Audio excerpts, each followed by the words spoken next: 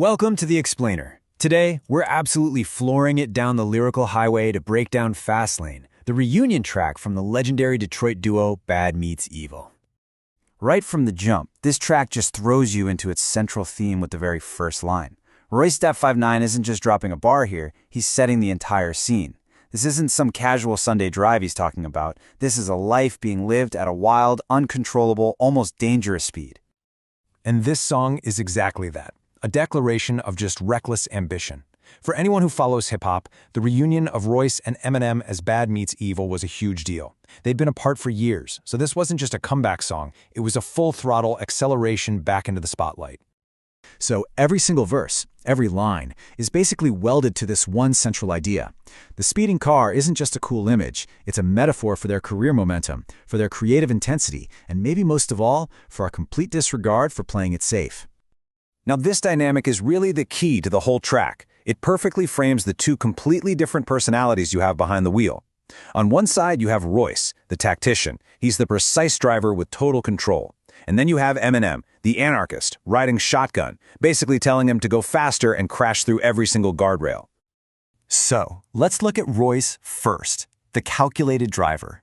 He navigates this absolutely chaotic beat with such incredible precision. It's a showcase of lyrical control that is honestly just masterful. I mean, just listen to the flow he has here. Royce isn't just rhyming words at the end of lines, he's weaving these really complex patterns inside the bars themselves. He sounds so relaxed, even while he's describing this internal conflict, which just goes to show his incredible command of the craft. And this is where you can really see that skill on full display. It's not just one-syllable rhyming. Notice how Captain Morgan Attacks rhymes almost perfectly with my organs. It's that kind of density that gives his verse such a unique rhythm and weight. So the crucial point here is that this isn't just some clever wordplay. It's a really complex poetic device. It makes the lyrics sound more musical, more satisfying to the ear, and it's a total hallmark of a technically gifted MC like Royce. But he brings all that technical wizardry right back down to earth. He grounds it in reality, stating super plainly that getting back together with Eminem has, and I quote, resurrected my cash flow. This isn't just about the money, it's like a victory lap for him, cementing his return to the mainstream after being one of the underground's most respected artists for years. Okay, so Royce sets the stage with all this precision, and then Eminem grabs the mic and just yanks the steering wheel directly into oncoming traffic. He fully, and I mean fully, embraces the role of the unhinged passenger, pushing the track into way more dangerous and provocative territory. And yeah, this is pure, uncut Slim Shady. You have to remember, this came out after his more serious, introspective album Recovery. So this verse was kind of like a reminder to everyone that his chaotic persona was very, very much still alive. His goal here is to provoke, plain and simple. This line is so self-aware, it's brilliant.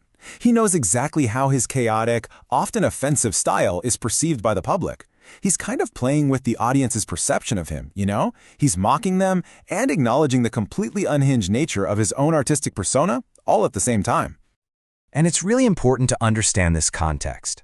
Our role here is to explain this artistic persona, not to endorse the content itself. The Slim Shady character is basically a vehicle for Eminem to explore confrontational themes and to push boundaries, for better or for worse. And it's not just the words he uses. His actual delivery is a weapon. That stutter isn't a mistake. It's a rhythmic choice he's making to add aggression and this erratic, unpredictable energy to his verse.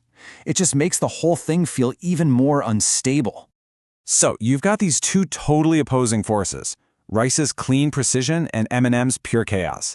How in the world do they come together to create something that actually works? Well, it all clicks right into place in the chorus. This chorus is basically the song's entire mission statement. It perfectly captures their shared mindset. You've got this incredible sense of urgency, only got a gallon in the gas tank, mixed with this fearless, reckless abandon of just enjoying the ride. It's all about going all in, right now, no holding back.